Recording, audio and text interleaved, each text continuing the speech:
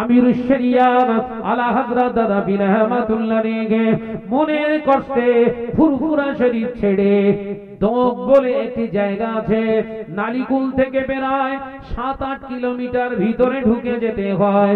জায়গাটার নাম দোক শরীফ।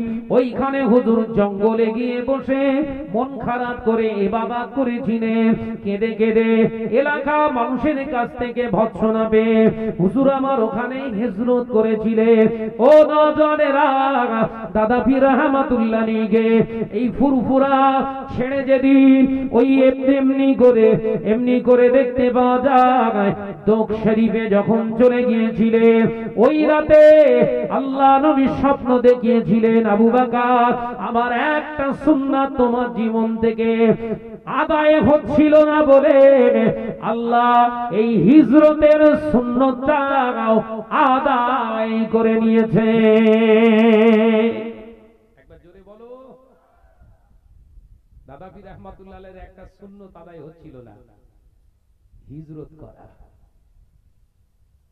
তার জীবনে আল্লাহ আদায় করিয়ে দিয়েছিলেন। এই ফুরফুরা শরীফ ছেড়ে পালিয়ে গিয়েছিলেন, এক টানা 40 দিন ছিলেন। শুনেছেন এসব কথা? এক টানা 40। এখনো সেখানে হুজুরের খানকা করা আছে, আমি থেকেছি সেখানে।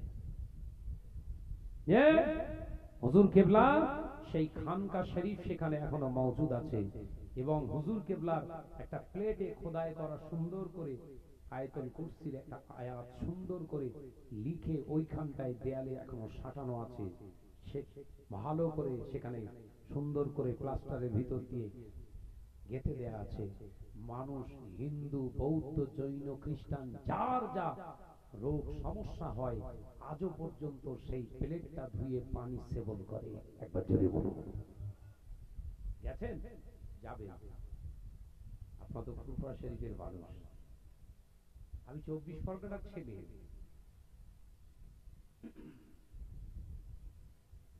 তাহলে যে জায়গা আমি বলতে চেয়েছিলাম, তাহলে দাদা পীর রহমাতুল্লাহ আলাইহি সুন্নতটা আদায় হয়ে গেল। গোটা ফুরফুরা ময় এমন একটা রোগের, এমন একটা ভাইরাসে আক্রান্ত হয়েছিলেন, ঘন ঘন মানুষ মরা শুরু হয়ে গিয়েছিল। ও নওজওয়ানেরা, সেই সময় একজন আল্লাহর ওলির দরবারে যে ফুরফুরা শরীফের মুরব্বীরা গিয়ে জেনে জানতে পেরেছিলেন বাংলার আবু বকর মনে কষ্ট পেয়ে ফুরফুরা ছেড়ে পালিয়ে গেছে, তাকে তোমরা ফিরিয়ে আনো। তার ফিরে আসাতে আল্লাহ এই মহামারী ভালো করে দেবে। একবার জোরে বলো। একজন যোগ্য হাক্কানি আল্লাহওয়ালা আলেম যে গ্রাম দিয়ে যায়, সেই গ্রামের অনেক বালা মুসিবত আল্লাহ দূর করে দেয়। একবার জোরে বলো। এটা হলো তার একটা দৃষ্টান্ত। বাংলায় কিন্তু আলেমের অভাব নেই। মাথায় ঢুকছে তো নাকি? কনকপুর, কলুবাটি, কনকপুর, ওখানে একজন বিদগ্ধ আল্লাহওয়ালা আল্লাহর মাহবুব বান্দা শুয়েছে, হুজুর কেবলার খলিফা আব্দুল আজিজ সাহেব কনকপুরি রহমাতুল্লাহ আলাইহি। এত বড় বড় হাস্তি দাদা পীর রহমাতুল্লাহ আলাইহির সঙ্গে মুখে হুজুর বাহাস করতেন। কত বড় পণ্ডিত মানুষ ছিলেন, কথাতেই বাহাস করতেন। দাদা পীর রহমাতুল্লাহ আলাইহির সঙ্গে বাহাস করতেন। শেষে দাদা পীর রহমাতুল্লাহ আলাইহির কাছে পরাস্ত হয়ে হাতে বায়াত গ্রহণ করেছিলেন। একবার জোরে বলুন, একবার জোরে হবে না সুবহানাল্লাহ? আলেম সবাই, আল্লাহওয়ালা সবাই নয়। আল্লাহ বলছে আল্লাহওয়ালা আলেমদের সোহবতে যাও।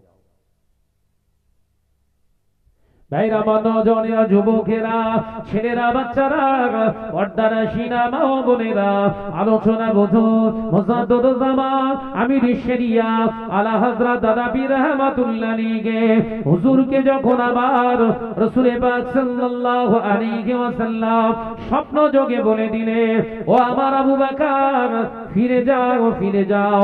ফুরফুরার মানুষ, বালিয়া বাসন্তীর মানুষ বড় কষ্টের ভিতরে আছে। যাও বাবা, ফিরে যাও, আমি নবীর সুন্নাত আদায় হয়ে গিয়েছে, চলে যাও।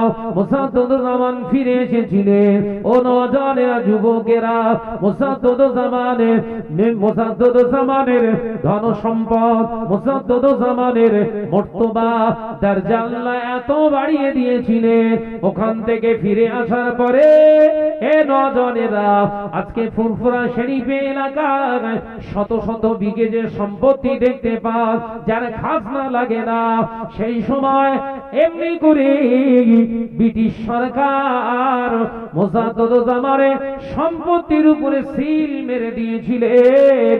আপামো যতদিন জিন্দেগি, এনার বংশে মানুষ যতদিন দুনিয়ায় থাকবে, এ সম্পত্তির কোনো খাজনা লাগবে না। আছে না নাই? আছে তো।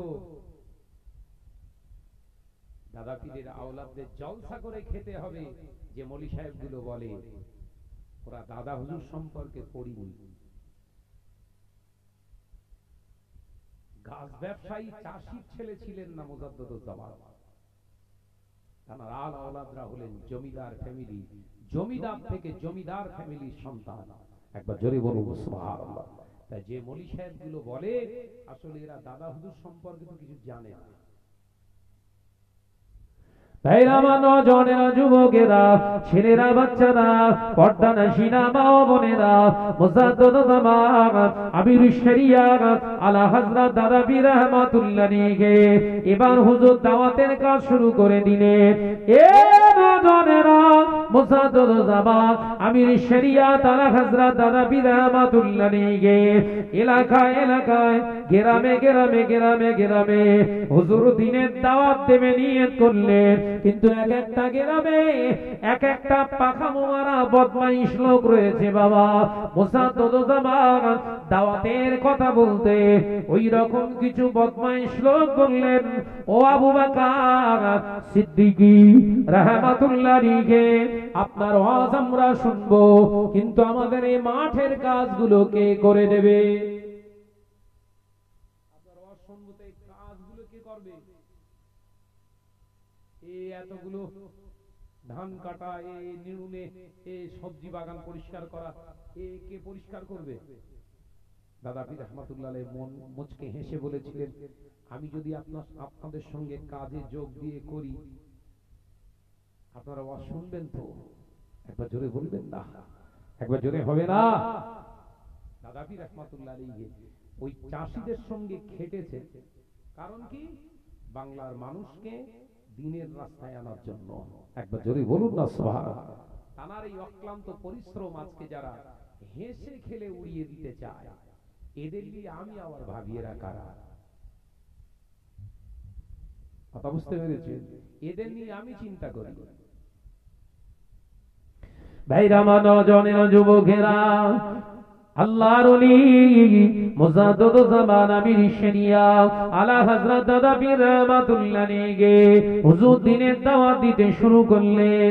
এ নওজওয়ানেরা, মুজাদ্দুজ্জামানের দাওয়াত জলসায় আল্লাহ তাসির এনে দিনে এক একটা মজলিসে মানুষ মুজাদ্দুজ্জামান আমাদের মতে এত ইয়ার কন্ডিশন, এত সুন্দর মাইকে ওয়াজ করেননি।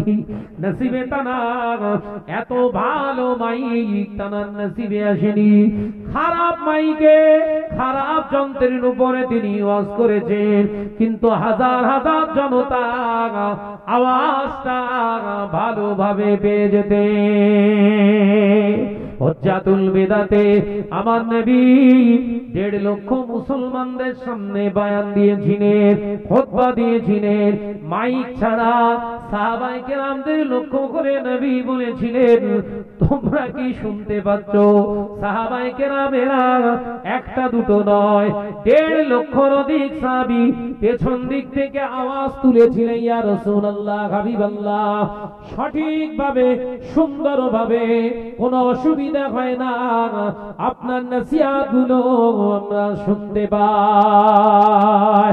আল্লাহ পাক মুজাদ্দিদ জামানের নীতি আদর্শ ইলাহার আল্লাহ এত দিয়েছিলেন, মুজাদ্দিদ জামানের নসিহতের তাসির আল্লাহ এত দিয়েছিলেন, হাজার হাজার মুসলমান জলসা শুনতে আসতে সুদখোর, বেনামাজি, বিড়িখোর, চুরুটখোর, গাঁজাখোর, সাট্টাখোর, এমনি করে লটারি কাটনে বলা সব মুসলমানগুলো মুজাদ্দিদ জামানের নসিহত শুনে কাঁদতে শুরু করতেন।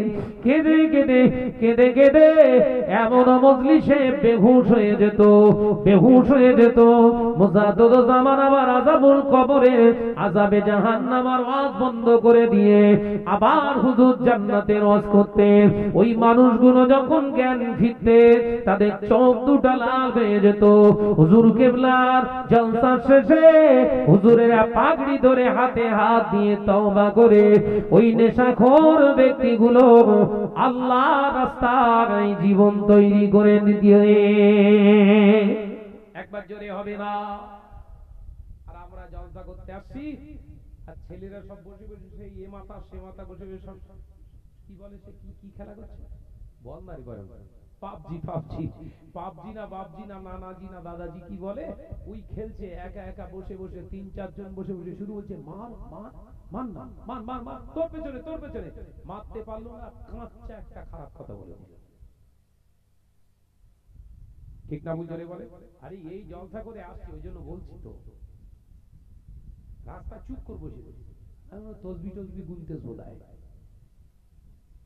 মোবাইলে খেলা করছে। আমরা খেলা করেছি ফুরফুরার লাইফ, পড়াশোনার লাইফে খেলা করেছি। দক্ষিণ দিহি আপনার স্কুলে, হাই স্কুলে কত খেলা করেছি, ক্রিকেট খেলা। আমি ফাস্ট বোলার ছিলাম, ওপেন ব্যাট করতাম। মনে পড়ে আমার, আমাদের স্বাস্থ্য আল্লাহ পাক কত সুন্দর রেখেছে। আমরা দৌড়দৌড়ি খেলা করি আর ওরা পুরো মার মার মার মার মার মার। আবার ঠিক কাজ হচ্ছে না বলে সে বড়ি কিনা পাউডার পাওয়া যায়, ওই লাগিয়েছে যাতে শর্ট করে কাজ হয়।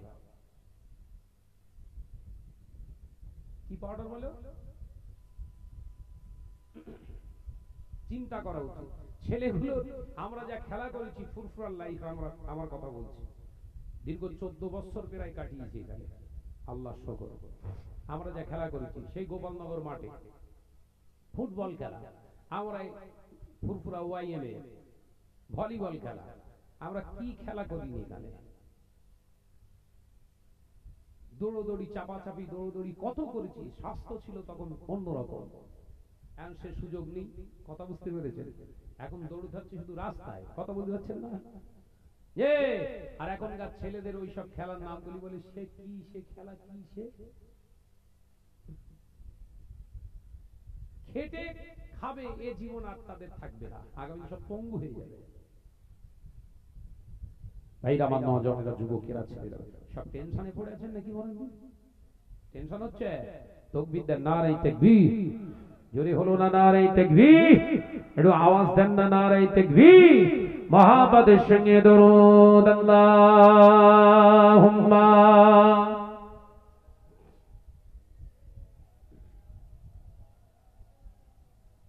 একটু আওয়াজ দেন ওয়ালা আলি।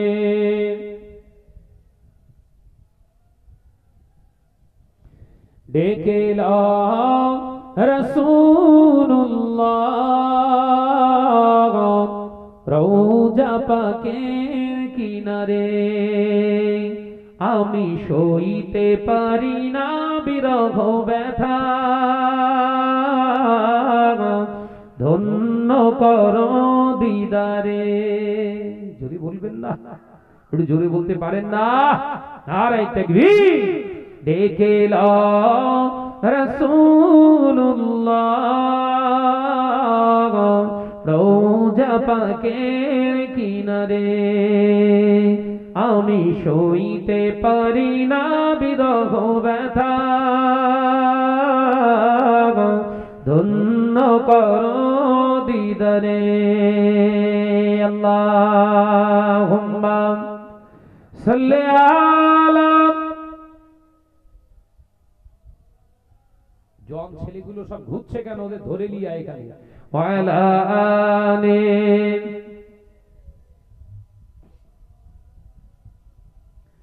নূরে উজ্জ্বল চেহারা তোমার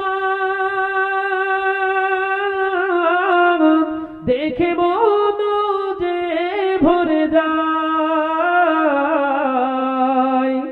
জোরে বলবেন না? একটু জোরে বলতে পারেন না? তোমার ওই গুণবাজে হাজারা দেখি মানো বেড়ে যায়। একবার জোরে হবে না? নারে তাকবীর ডেকে লাও রাসূলুল্লাহ রওজা পাকের কিনারে। আমি সইতে পারি না বিরহ ব্যথা, ধন্য করো দিদারে। আল্লাহুম্মা সাল্লি আলা মাশাআল্লাহ মাশাআল্লাহ। আর একটু জোরে ওয়ালা আনে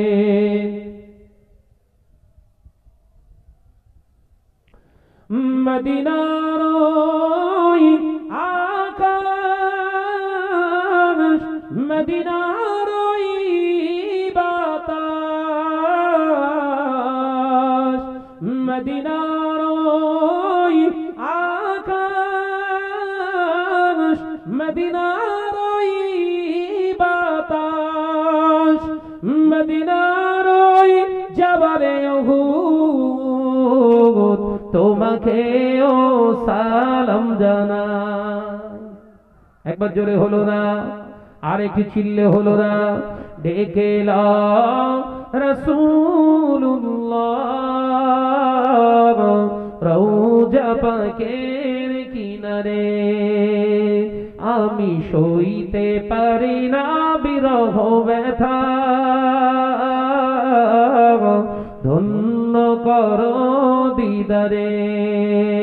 আল্লাহুম্মা সাল্লি আলা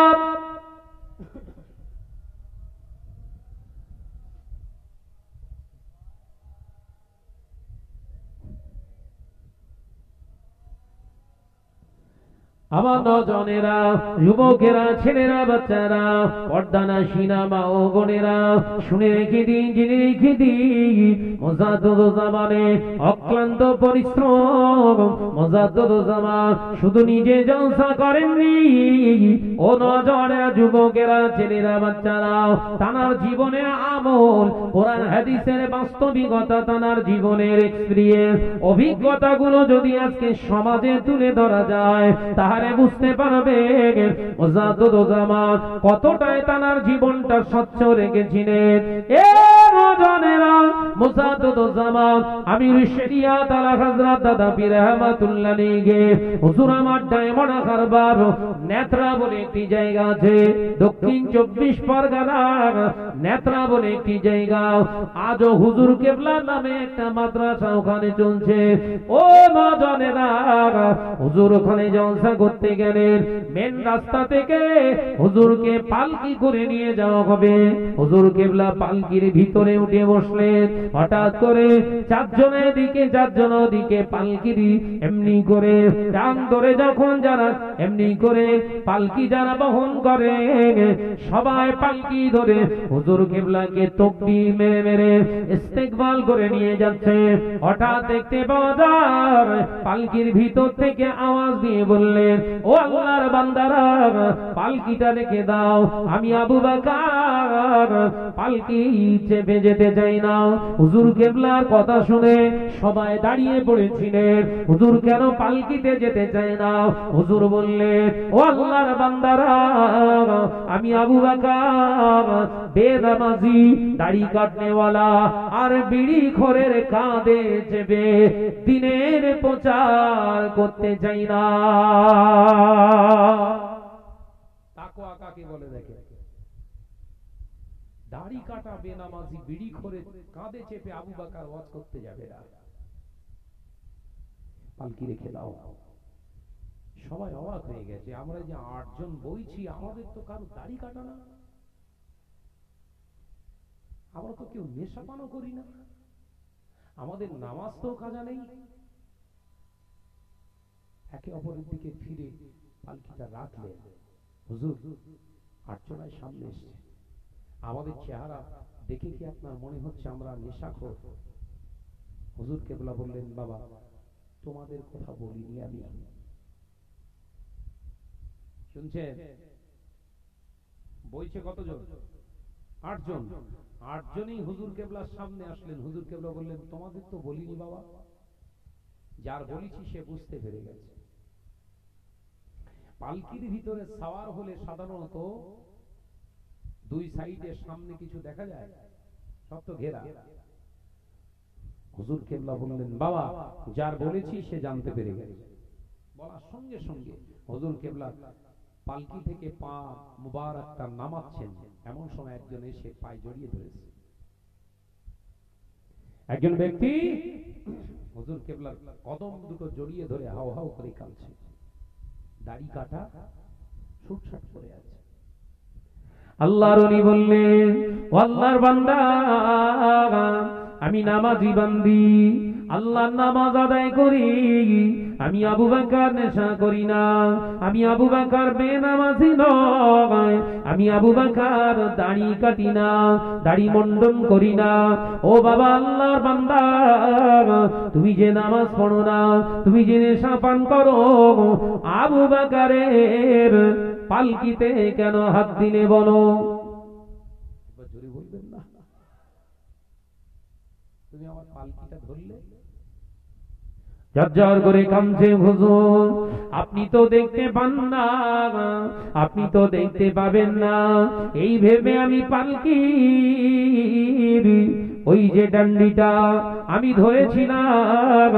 আপনার মতো মহান মানুষকে আমি একটু, আপনি পালকিতে চেপেছেন, আপনার পালকিতে আমি শরীক হওয়ার জন্য ধরেছিলাম। হুজুর আপনি তো পালকির ভিতরে ছিলেন, আপনি দেখতে পাবেন না, এই চিন্তা নিয়ে ধরেছিলাম। মুজাদ্দিদ জামান আমিরুশ শরিয়াত আলা হযরত নবী রাহমাতুল্লাহ আলাইহি চোখ দুটো লাল হয়ে যায়। হুজুর কিবলা ওই সময় বলেছিল, আল্লাহর বান্দা আবু বকর, আবু বকর পালকির ভিতরে থাকতে পারে, আবু বকর পালকির ভিতরে থাকতে পারে। আবু বকরের মাবুদ মহান রব্বুল আলামিন আবু বকরের একটা অন্তঃচক্ষু দান করেছে।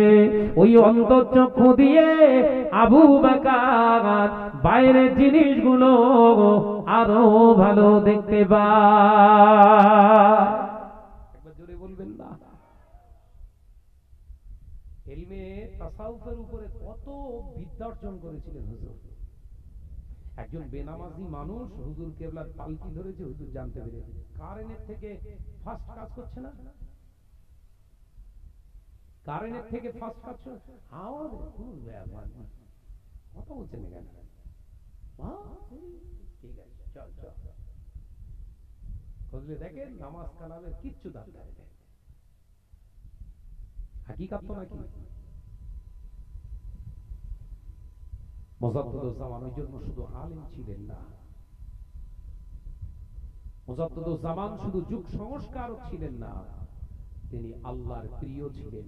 একবার জোরে বলুন সুবহানাল্লাহ। মদিনা জমিনে আল্লাহর ওলি যেবার হজ মুবারকে গিয়েছিলেন, কাইয়ুমুজ জামান বড় হুজুর পীর কেবলা রাহমাতুল্লাহ আলাইহি সঙ্গী হলেন আল্লামা আল্লামা রুহুল আমিন সাহেব রাহমাতুল্লাহ আলাইহি সঙ্গী হলেন মেদিনীপুরের শাহ সুফি আব্দুল মাহবুব সাহেব রাহমাতুল্লাহ আলাইহি সঙ্গী হলেন। এ দুজনেরা মুজাদ্দিদ জামানের সঙ্গে আরো বাংলা, এপার বাংলা ওপার বাংলা থেকে 1400 ব্যক্তি হজে যাচ্ছে। বিরাট একটা জাহাজ হুজুর কিবলার সঙ্গে যাচ্ছে, 1400 মানুষকে নিয়ে মুজাদ্দিদ জামানের কাফেলা মক্কা জমিনে যাওয়ার সঙ্গে সঙ্গে মক্কার মানুষরা আল্লাহর ওলিকে দেখার জন্য তারা অপেক্ষামান। এ নজনেরা আরবের বাদশাহ মুজাদ্দুজ্জামানকে ইনভাইট করেছিলেন, খানা পিনা একদিনের এক সাজে তিনি খাওয়াবেন এই নিয়েতে মুজাদ্দুজ্জামানকে হুজুরকে দাওয়াত করেছিলেন। মুজাদ্দুজ্জামান বলেছিলেন, ও আরবের বাদশাহ, আরবের বাদশার বার্তা বাহো, আপনি বলে দেন, আরবের বাদশাকে বলে দেন, হজে আমি আবু বকর একা আসিনি, আমি একা নয়, আমার সঙ্গে 1400 আল্লাহর বান্দা আছে। দাওয়াত যদি দিতে হয় সবাইকে দেওয়া লাগবে। আমি আবু বকর রাজপ্রাসাদে বসে বসে খাবো, আমার সঙ্গে আসা বাংলার মুসলমান চেয়ে চেয়ে থাকবে হবে না। আমি আবু বকর হজে এসেছি, হক মারতে আসি না। জোরে বলবেন না। দাওয়াত যদি দিতে হয় এই 1400 কেও দেওয়া লাগবে। সে রাসূলুল্লাহর হাদিস মনে পড়ে গেল। বিশ্বনবী সাহাবী হযরতে আবু আইয়ুব আল আনসারী রাদিয়াল্লাহু তাআলা এসে বললেন, ইয়া রাসূলুল্লাহ, হাবিবাল্লাহ, বিশ্বনবীকে সালাম দিয়ে বললেন, হুজুর আমার বাড়িতে আজকে আপনার দাওয়াত। শুনেননি? আল্লাহ নবী বলেছিলেন, বাবা আবু আইয়ুব আলী, ও বাবা আইয়ুব আলী আনসারী, তোমার বাড়িতে আমার দাওয়াত, তোমার বাড়িতে আমার দাওয়াত। দুপুর বেলা আমার জন্য খাবার দাওয়াত দিয়েছো তুমি, তোমার দাওয়াতটা আমি নবী একা নিতে পারলাম না। একবার জোরে বলবেন না, জোরে বলবেন না। ও আমার আইয়ুব আলী আনসারী, আবু আইয়ুব আলী আনসারী, তোমার দাওয়াতটা আমি একা নিতে পারলাম না, কারণ সকলের সামনে তুমি দাওয়াত দিয়েছো। আমার এখানে আসহাবে সুফফা 70 জনের মতো সাহাবী অসহায়, দিন আনা দিন তাদের খাওয়া হয় না, দিনের পর দিন অনাহার অবস্থাতে তাদের দিন গুজরান। মক্কা জমিন থেকে সব ফেলে দিয়ে মদিনা জমিনে আল্লাহ আল্লাহ রাসূলের মহব্বতে তারা এসে পড়ে আছে, যাদের পরনের কাপড়টা ঠিকই ভাবে না।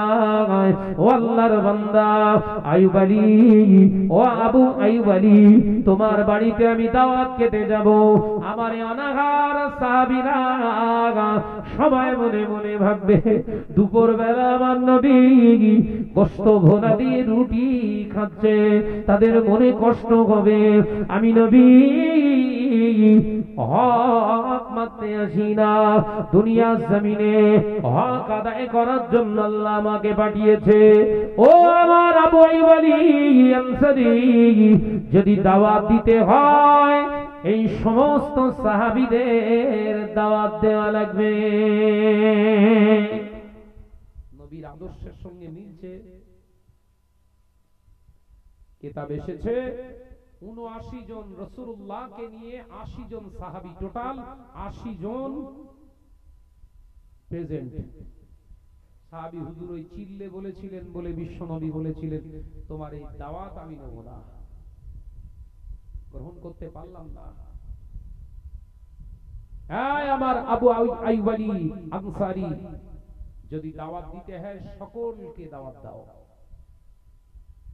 তুমি যদি আমায় দাওয়াত দেবার ইচ্ছা তোমার যদি থাকতো, তাহলে চুপি চুপি এসে আমার আলাদা পার্সোনাল ডেকেলে বলতে পারতে। সমাজে এরকম রোগ দেখা যাচ্ছে না, যায় না? কথা বলছেন না কেন? এই রোগটা সমাজে দেখা যাচ্ছে না, যায় না? মেয়ের বিয়ে, ছেলের বিয়ে, গরিবদের দাওয়াত বন্ধ। সব বড় লোক মালদার পার্টি দেখে দেখে সব দাওয়াত দিয়েছে। খানা পিনায় আসছে, সব নতুন নতুন জিনিস দিয়ে আসছে। বাপরে বাপ, খুশিতে বেজা, একদম দিল খুশ একদম। পাশের গরিব সব ইয়াসির, সব নিঃস্ব মানুষগুলো মনে মনে ভাবছে আজকে শাহনাজ ভাইয়ের বাড়ি বিরাট শাদী মেজবান হচ্ছে, দাওয়াত নিশ্চিত পাবো। সারাদিন বসে রইল, দাওয়াত নেই। গরিবদের মনে কষ্ট দিয়ে ওই কোপ্তা, কেলিয়া, পোলোয়া, আপনার ওই বিরিয়ানি যা কিছু খাওয়ালে ওসব গেছে। সব গেছে, গরিবদের হক আদায় করো।